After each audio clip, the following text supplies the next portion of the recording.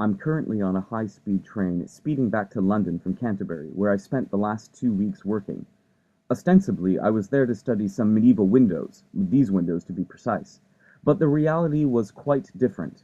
Instead of looking at, or at least reading about, these beautiful things for 2 weeks, I spent 6 full days buried in the cathedral archives, reading and transcribing the barely legible minutes from a century's worth of cathedral chapter meetings. It was intensely dull work, and yet it gave me a fascinating window into the lives of people in a world long since gone. 19th century Canterbury is, I imagine, a very different place from 21st century Canterbury, and yet the day-to-day minutiae of cathedral administrative life all seemed remarkably familiar. In addition to the bits I was focusing on, I think my favorite item had to do with the decision to light for the first time the cathedral precincts with gas lamps, because I imagine that a similar conversation had to be had when the chapter wanted to switch to electric lights, and that another very similar conversation will be had, if it hasn't happened already, about switching to LED lights.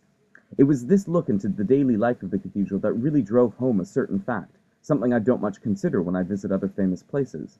This city and cathedral are living, breathing places of worship and art and community, not simply an historical curiosity. Once I had that in my head, I really began to see Canterbury differently. Everywhere you look, the very old is juxtaposed against the very new. A brand new theatre looks directly onto the thousand-year-old church, and the modern and very active High Street ends in a 14th century gate built during the Hundred Years' War, which is in turn attached to an even older chalk block wall, parts of which have been worn down thanks to thousands of years of people running their fingers along it. And as I joined in on the experience, I was intensely aware of the fact that I was helping to destroy a bit of history, even as I was participating in it. On my first day of work at the cathedral, my boss took me down this cloister and explained that this had been the very path the monks took Becket down as he was being chased by the king's knights. I couldn't help but imagine the man, panicked, looking behind him, wondering whether he would make it or not. How intense that chase was is debated by scholars, but the visceral experience of being in the place that was being described to me was something I hadn't experienced before. These cloisters are newer than that, but this doorway here is the very one Becket ran through. Sadly, the knights were close behind, and Becket was murdered on this spot, now marked by a piece of modern art. And I think that's what I love most about this place. History and tradition and modern life all meet here with ease and honesty. Even in the center of town, the 16th century Christ Church gate to the cathedral is flanked by a Starbucks. Nowhere was this fact clearer to me than in the 2 ways I spent most of my time in the church, studying the windows and attending evensong. Every night at 5:15, as I climbed these ancient steps to the choir, I imagined the countless people who had done it before and who had helped to wear down the stone as they did so.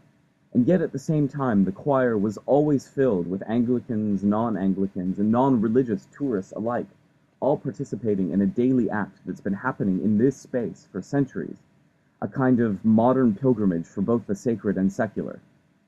Likewise, the line of tradition from the ancient to the present can be seen in the windows, from these authentic medieval ones to more modern forgeries, to the absolutely gorgeous new windows by Ervin Bassani installed in the 1950s.